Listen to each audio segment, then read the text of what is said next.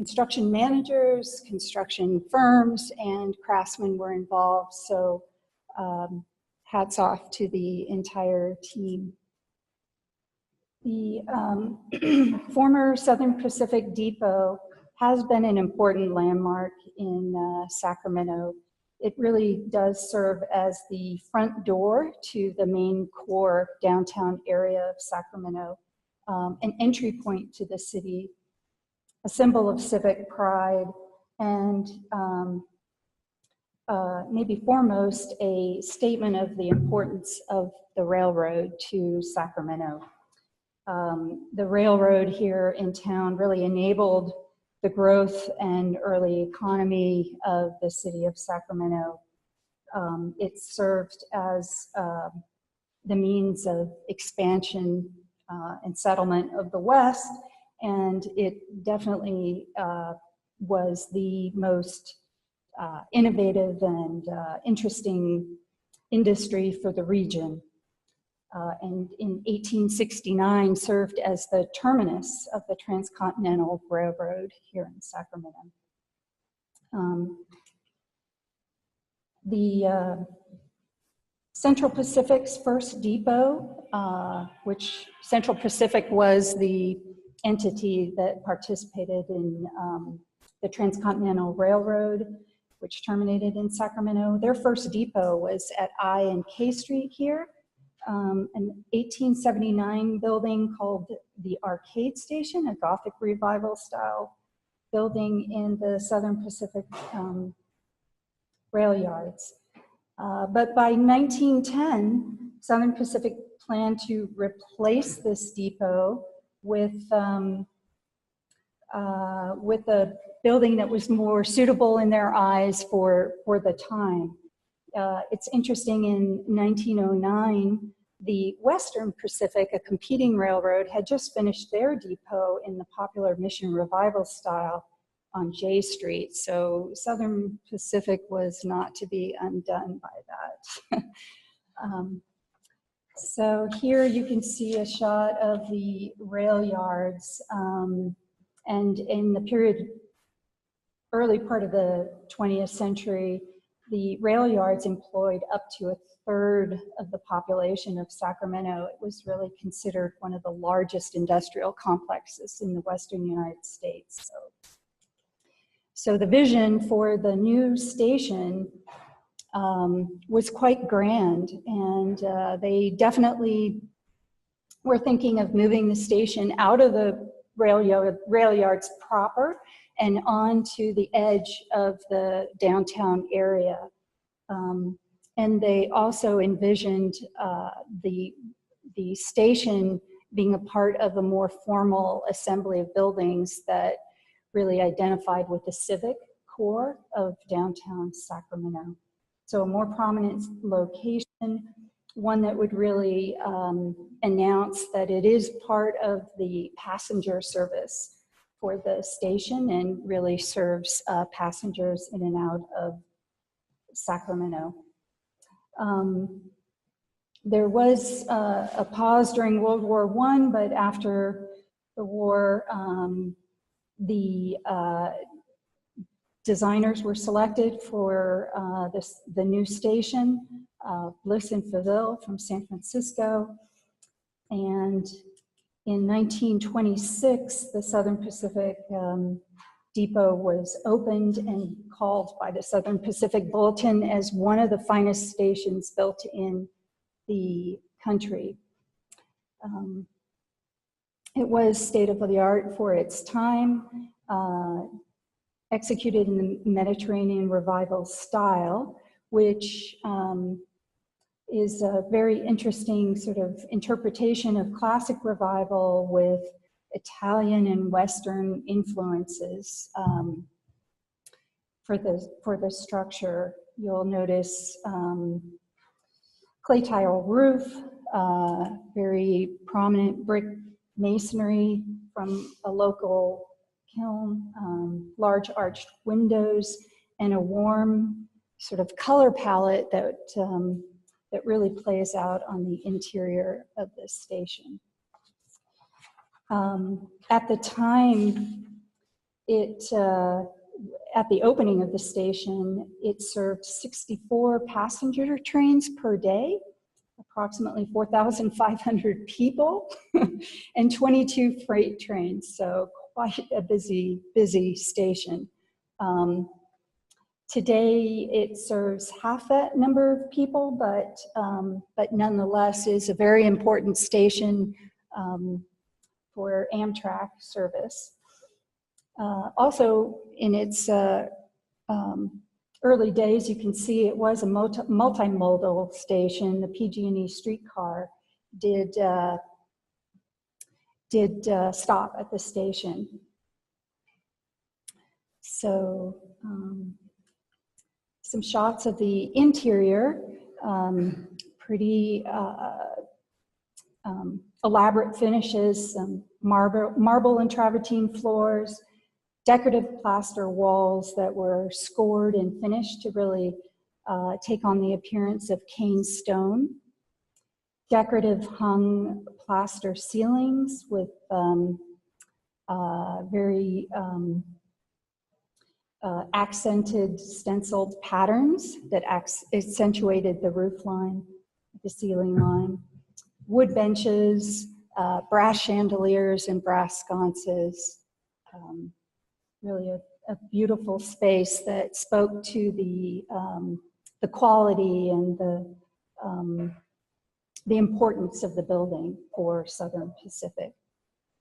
Also, at the one end of the station, a very important mural done by John A. McQuarrie, which depicts the breaking ground for the Transcontinental Railroad in 1863. The ticket counter was originally underneath the mural on this end of the waiting room. So you can see the space really gave an air of dignity and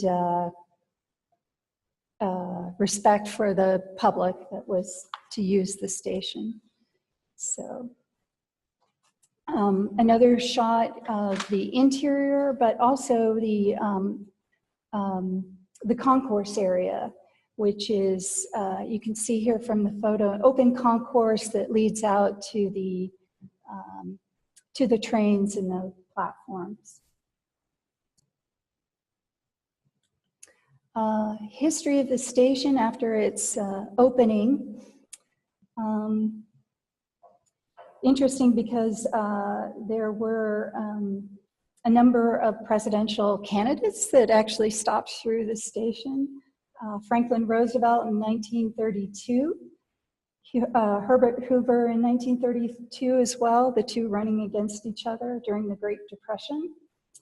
Dwight D. Eisenhower had a whistle-stop tour here in 1955, and even Senator Robert Kennedy came through the station in 1968. So interesting that those, very important sort of events were staged here at the station. But in the late 50s and later, as had been happening across the nation with the rise of the automobile, train travel really declined in popularity. And hence a lot of stations across the United States really had a huge reduction in investment and therefore quite a significant reduction in maintenance. A lot of modifications had occurred and a lot of deferred maintenance. So in 2006, when the city had the opportunity to purchase the station and the immediate surrounding property, there were quite a few issues to deal with. This is a shot of the main waiting room, and you can see at this point Amtrak became the main tenant of the building. Quite a lot of confusing signage and graphics, overpainting of the walls, lack of care for some of the amenities that we come to expect. stations that serve us today. In addition, the ticketing had been moved to the north side of the building. They infilled what was the open concourse and had filled that area with baggage and office space, and ticketing had moved into one of the original openings. And then on the right side, you see some openings to a secondary public space that were also infilled. These were the kind of issues that the city needed to address when they took over the property. The idea the city came up with was a strategy to do major work for the station to really transform the building into what would become Sacramento's intermodal transit facility. And they came up with 3 phases for that effort. I'm greatly simplifying these phases, but in essence, phase 1 was a track relocation project. Phase 2 was really rehabilitation of the station. And phase 3 would be, future construction of an intermodal station. The track relocation did in fact occur, and then a team of folks were brought on to do rehabilitation, both seismic upgrade and then more substantial rehabilitation of this station. The all phases of the work to be partially funded by the city and partially funded through series of federal grants, so needed to comply with 106. The team that we were fortunate to be a part of was brought in to do the seismic rehab and then also the rehabilitation of the building. And in order to really make sure that the work complied to Secretary of the Interior standards and would therefore have compliance under Section 106, we took a hard look at the very beginning of the rehabilitation to make sure we fully understand the historic significance and how that really read through the building and the site. So you can see that the team led by ZGF architects with Page and Turnbull as preservation architects looked at significance diagrams so we could understand how various levels of significance really conveyed through the building. We found the main waiting room and the lobbies and the public areas on the second floor, including public corridor, would be the highest level of significance, need the most attention with the rehabilitation project. Other areas of the building had been significantly modified over time, and so perhaps really had lost or had seriously compromised historic fabric. Those might be places where we would have a little bit more flexibility in coming up with the kind of necessary interventions for a station to serve the next 30, 40 years. So the entire exterior we knew would be primary significant, the main waiting room spaces and the public spaces on the interior. Therefore, a lot of the decision making that occurred with the rehabilitation was made based on that assessment. You'll see that some decisions like how glazing was treated for the rehabilitation is shown in this diagram. We we did debate, but we did finally come to the decision that the main arched windows in the central bay of the building would be restored with the amber textured glazing, which was original to the building. So a lot of effort went into finding the original manufacturer and reglazing with that glass where we needed to due to missing or mismatched or broken panes. But on the wings of the building where we knew we needed to accommodate both Amtrak offices and future commercial tenants, we allowed for some clear glazing to go in with accents of amber glazing, still recalling its original configuration with the amber, but allowing for some clear views, particularly from the second floor of these spaces.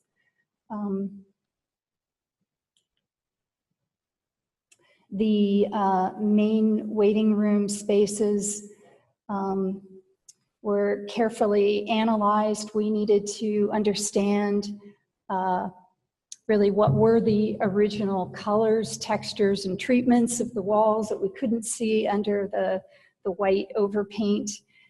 So some paint analysis was done, and a lot of analysis of plaster composition so that we could go back with very close matching paint treatments to reestablish original colors and original feel to the main waiting room.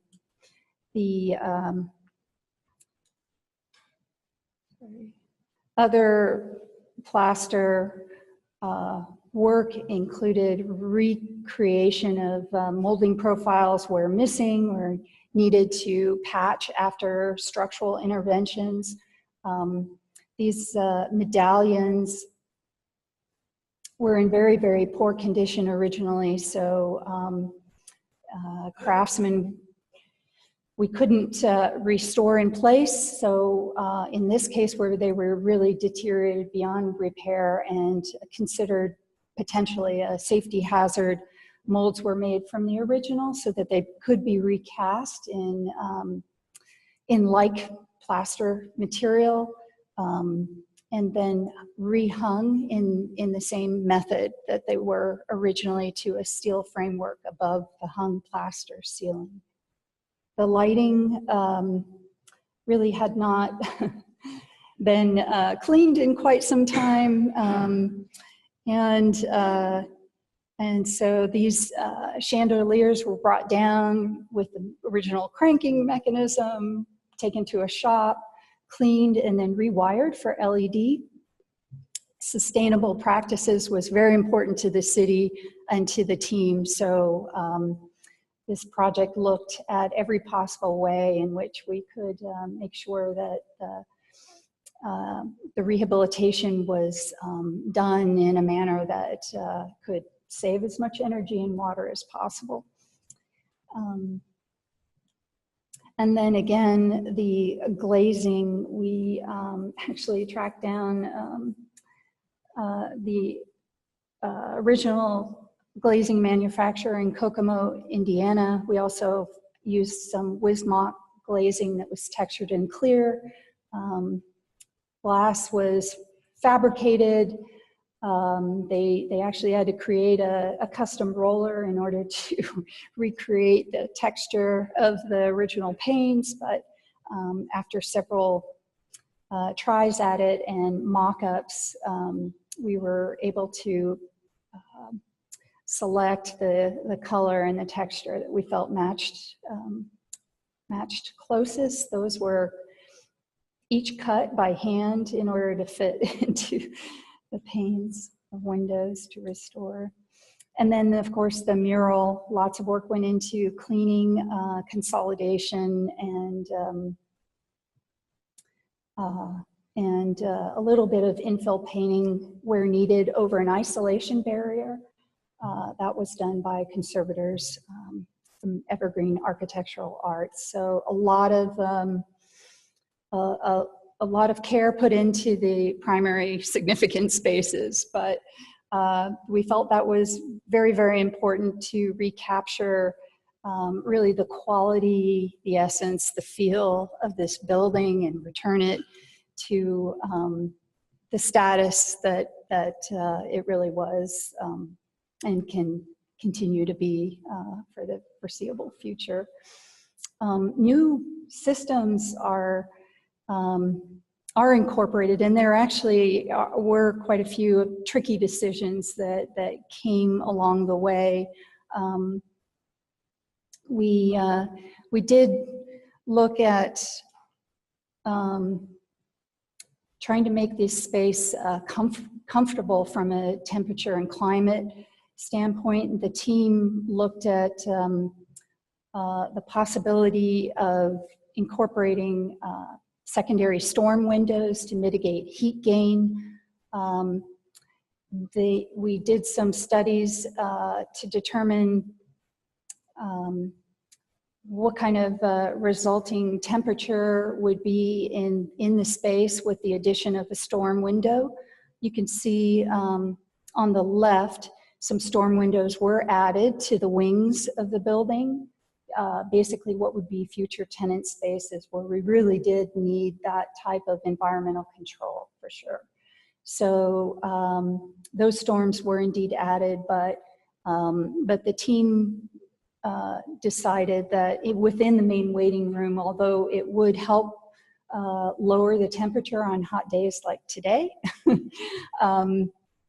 the impact to the space would just be more than we felt was appropriate. That, you know, actually the appearance of these windows are very character defining, not just from the exterior, but also from the interior where you're spending time waiting for train service. So in these spaces, the city did accept a higher basic temperature for the space so that we could avoid impacting some of the main character defining features of the space. So again, trying to really adhere to the standards to the highest level in spaces of primary significance. Another issue that the team really grappled with was how to really serve public flow through the building and make sure that wayfinding was far more clear than it was at the 2008 when the city took over the building. And ZGF, to their credit, did do a look and map out exactly how Amtrak services would really function best, how they could serve platforms and handle baggage, handle crews, while public flow could also flow through the building unimpeded. And what that actually meant was Amtrak, they suggested, should be moved from the east side of the building to the west side of the building. A pretty significant effort to sort of make sure that the functionality of the space would work more efficiently.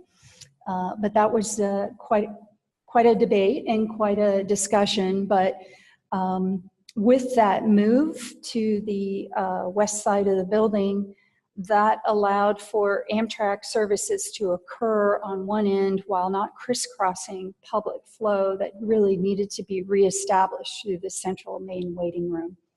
Also, these openings, which had been infilled, it was very important to reopen a lot of that passageway so that the flow of public would really occur far more straightforward, far more efficiently. I think that's an important issue for almost any transportation project, and we found it to be very important here. So all the openings reestablished, and ticketing moved out of the concourse area. That was moved to the also the west side of the building. Here it's within a space that was open to the main waiting room. Originally it wasn't ticketing service, it was passenger services of telex and newspaper and sundries, but not ticketing. So the approach with designing and installing a new ticketing counter here was to keep it as minimal an intervention as possible, and potentially removable should in phase 3 it be necessary that Amtrak services relocate to a new intermodal station. So you can see the ticketing counter does not impact the ceiling, and as light a touch on the historic finishes as possible. Here's the open concourse area that was reestablished. Really does return it to close to its original configuration. Amtrak offices, ZGF had, and the team came up with quite a interesting idea to incorporate offices into a former double height restaurant space. But again, here the notion was to try to leave minimal impact to historic finishes. So a cube, we call it the cube, was inserted into the space, double height space with offices. They can have views out through the windows from the second floor, and they are just off of the ticketing area that you just saw. So the functionality and the functional relationship is right there. And another fun idea that the city and ZGF had was to actually cover the cube with historic graphic that can be seen from the ticketing or from the exterior of the building. So as we walk out there today, maybe we'll have a chance to see that. And then because a lot of the warehouse functions of Amtrak were to be cleared from the east side of the building, a new structure for Amtrak warehousing was constructed, separated from the historic building.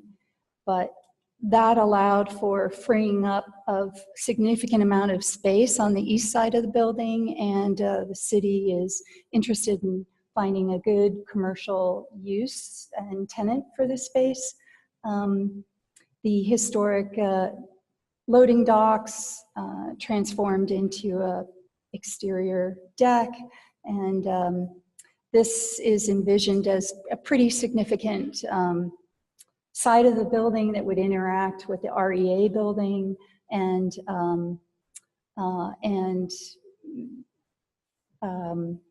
perhaps create a good passageway through to the track area should you not necessarily need to go through the main waiting room.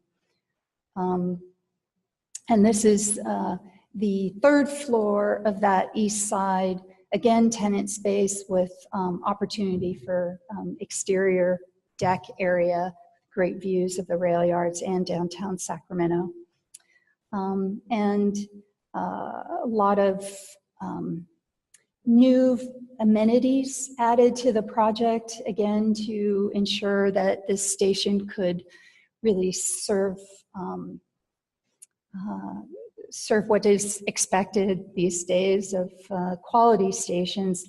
There's up to 140 bike storage areas. This one's enclosed and lockable for 40 to 50 bicycles.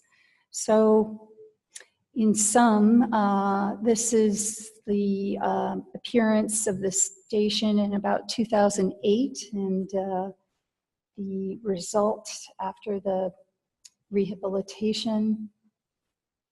And the backside of the station, this is the north side of the building where you can see the concourse infilled with baggage areas, and a lot of modifications and confusing signage and wayfinding and the result today with that opened up. So that's a summary of the rehabilitation work and really how we try to approach that project in a way that was compliant with the standards and met our obligations under Section 106, and the extensive team that was involved with their rehabilitation. So available for questions. Thank you. I was just typing to our online attendees to see if they had questions. So while we're waiting for those, we can check with anybody in the room for any questions. I might note that Roberta Deering is here with us in person, and she was a very important member of the city's team on all of the work that occurred here at the Sacramento Valley Station. So I'm sure she could help with some questions and answers too. Thank you very much. It was a great presentation. What did you feel was the most challenging component? I know that you had primary, secondary, and kind of tertiary levels of significance, but in terms of materials and design adhering to the Secretary Interior standards, I mean, if you had to pick one thing that was really kind of made your head scratch and provided a lot of discussion, what would that have been? You know, fortunately, we were working with a team that was quite sensitive to the standards the whole way through. And in fact, we all knew that at 30, 60, 90% design, we would be going to reviewers for check-ins during the Section 106 approval process. So, but I would say the two most tricky issues were the whole notion of how to program the building in terms of really where Amtrak should be within the building.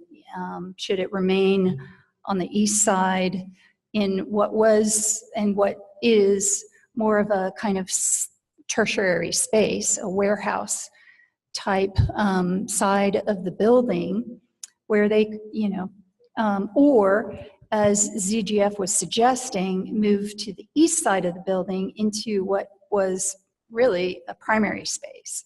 So that was a difficult decision. It worked far better functionally, but how to handle that in such a way that we wouldn't have a lasting impact on a primary significant space. So that was a little bit of a tricky one to get to a comfort level on. But I think because the design team approached that intervention in such a way that we could at the same time restore the character defining features of those spaces and keep the intervention with the lightest touch possible in those spaces, that then we all felt a lot more comfortable doing that move. But that wasn't necessarily something we were comfortable with at the beginning. The cube, right?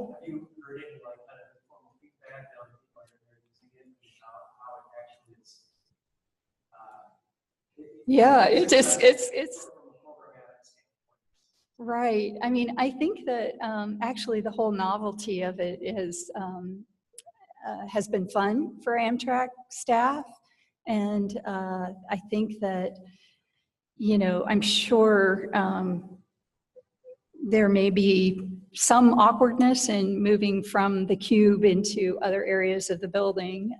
It's not just you know, a direct connection. There's a little bit of an indirect connection, but I think the space is bright and enlivening, and they have views of the exterior. So I think so far we've heard it's worked out okay.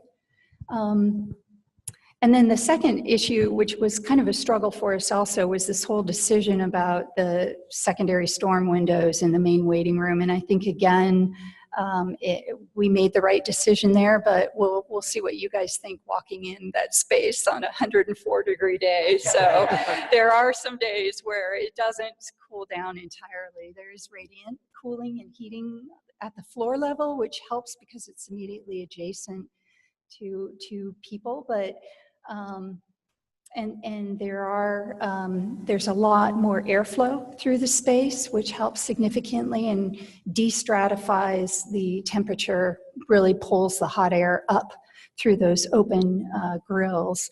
But nonetheless, we cannot achieve the temperature in there that you would want to achieve in some of the tenant spaces. So you'll notice that, I think.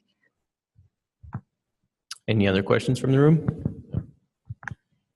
So this is a little bit more about the post-restoration, but the spaces that were designed in for other tenant use look really appealing. And I've definitely been through that station a lot commuting to the Bay Area. And I'm just curious, it seems that it's taking a while to get those filled. Do you have any insights on what the challenges are there? Or? I'm probably not the best to ask, but I think they have secured a couple tenants. One has moved in, a major tenant has moved into the second floor, which is an exciting tenant, sort of a high-tech media company, which the city attracted, and they have a significant amount of square footage on the second floor, and it's worked out, I think, pretty well for them. And then they are looking for vendors to move into the ground floor area and really start to offer grab and go and food and beverage down on the main level. And I think there is one tenant that's secured to take a space and the recreation of the historic ticket counter area as a point of sale location, so that people can walk up to that counter and order or grab and go services. So it's starting to happen. It is taking a little bit of time, but I think there's a little traction going. That's great to hear. The Starbucks is lovely, but they have no sense that you have to catch a train.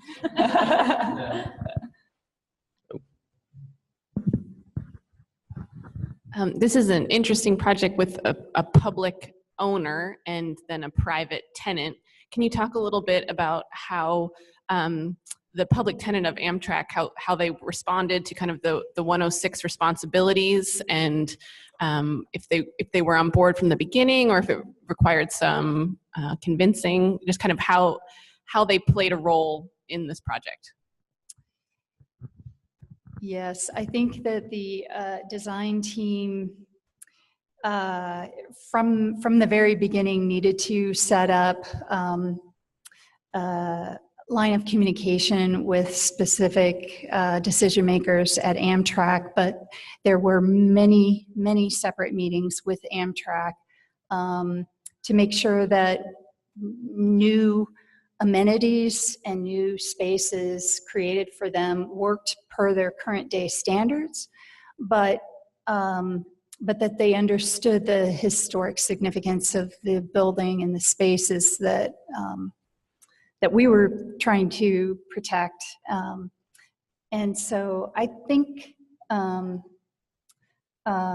maybe Roberta, you have some insights as well to share, but I think so long as you engage early and often, I'm sure there were some tough conversations, but I think that as long as you've got the issues on the table and you're working through them together, that's really the best approach. Likewise, there were quite a few public meetings that occurred to solicit information from users of the station and the surrounding public that might be interested in the building, in their neighborhood, of course. So quite a lot of input needed to happen along the way, for sure. Mm-hmm. Part of the programming for the design and construction of the rehabilitation required that Amtrak be operational throughout the whole time. And I think an excellent result was the very relatively smooth operation in that regard, that you were able to use the station. Amtrak had all its functionality complete. I think, you know, now they've got a better deal than they had before. And I think the city's a little worried they're going to like it too much.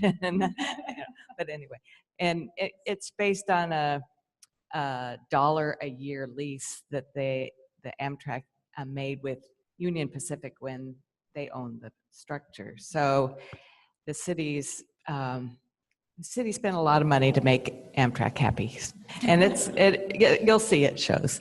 But the station total operational throughout the whole time. Any further questions?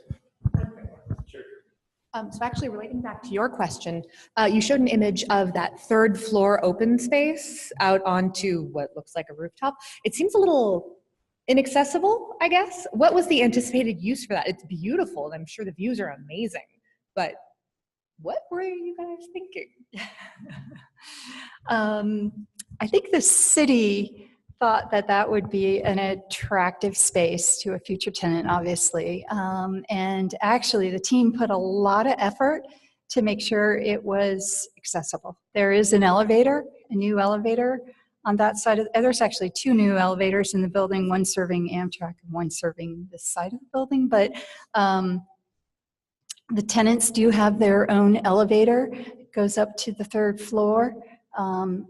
And actually, there's a secondary floor structure that was added to the interior of that 3rd floor space so that it was level with the doorway threshold and the new exterior deck. So it's completely ADA accessible and, you know, available for any restaurateur or tenant who may be interested in space like that. Another question.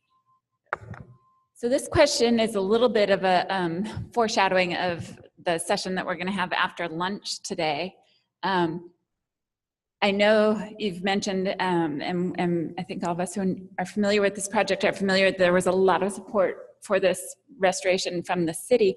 But I do wonder if you were to imagine that there were no Section 106 review involved with the project.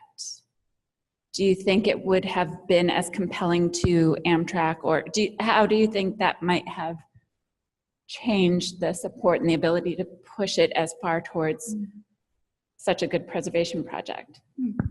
Good question. I think having intermediate reviews really forces you to get your methodology down and understand the logic of your decision making and be able to present it. So for us, it helped us clarify what our approach really we thought should be and how to convey that approach in a way that would solicit support. So certainly, you know, we asked for some flexibility in certain areas of the building. The 2nd floor tenant spaces are cleared of some previous construction, but you know, we wanted to hold on to the primary significant spaces and really restore them. And so, you know, I think it helps you clarify your approach and stick to your approach. Otherwise, you know, you may not have as sharp an idea from the early stages of a project.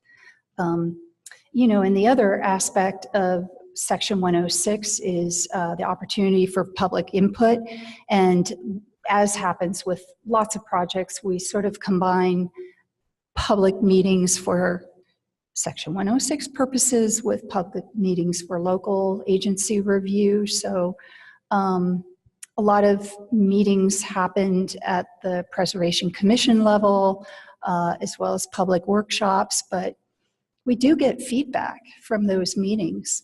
In fact, I still recall Chad Moffat's comment to us at the Preservation Commission meeting about some of the glass samples that we were reviewing in the station. And we showed some photos of some prospective options for the amber glass, but Chad asked if we had looked at them at night.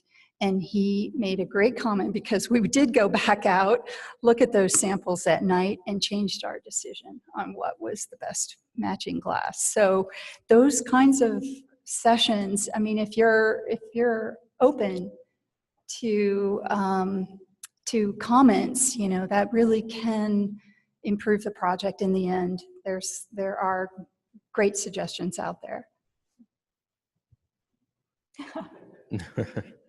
I actually have a question. So about 3 weeks ago, we had a workshop in Los Angeles on adaptive reuse, and it focused on rooftop construction. And a lot of the challenges that come with building a usable space on rooftops of older buildings. Were there any issues that you encountered, whether structural or permitting through the city, or what sort of problems did you have when you were trying to make that space usable?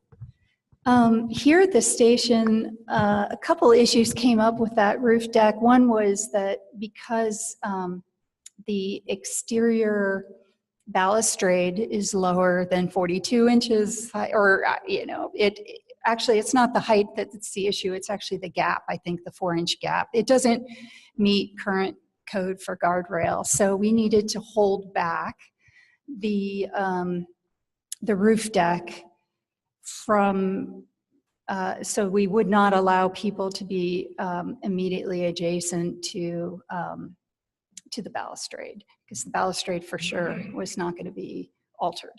And I guess another issue was accessibility. A little tricky to get accessibility, not just, you know, from the standpoint of installing an elevator, but just also path of travel all the way out to the roof deck. And then I guess the third issue would be there is a service stair that needed to happen in another location that would pop up a little bit higher than any previous construction on the roof. And so we had to sort of shape the enclosure for that so you could not see it from the ground, but also that, you know, if you're on the roof deck, I think the city also spent some time in cleaning up the appearance of the structural tiebacks for the balustrade, because we knew there would be people out there on a regular basis. So some cleanup issues up at the roof. Interesting. Any other questions from the room? I don't see any online. Oh wait, there is one. 1 second here. It's a question about pedestrian accommodations. So what pedestrian accommodations exist for access from the station to commercial enterprises and lodging across I Street?